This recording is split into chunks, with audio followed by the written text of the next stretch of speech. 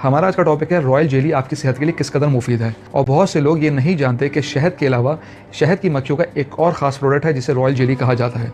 Royal jelly एक ख़ास मादा होता है जिसको शहद की मक्खियाँ तैयार करती हैं।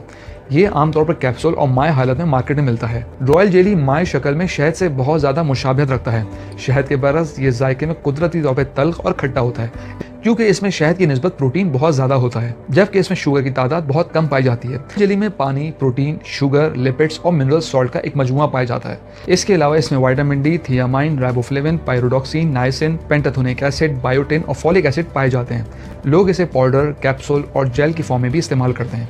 आइए बात करते हैं रॉयल जेली किस तरह हमारे लिए मुफीद साबित होती है। ये कोलेस्ट्रॉल के लेवल को कम करती है। बहुत से जेली ब्लड शुगर को भी रेगुलेट करता है। रॉयल जेली इम्यून सिस्टम को भी मजबूत करती है। रॉयल जेली तौलीदी काबिलियत को भी बढ़ाती है। इस बारे में इंसानों पर बहुत कम तहकीकात हुई, लेकिन जानवरों पर की जाने वाली रिसर्च में ये बात सामने आई कि रॉयल जेली का इस्तेमाल बांझपन को खत्म करने और तौलीदी मादों को दुरुस्त करने की सलाहियत रखती है। रॉयल जेली एंटी एजिंग भी है। ये बुढ़ापे के अलामात को कम करती है।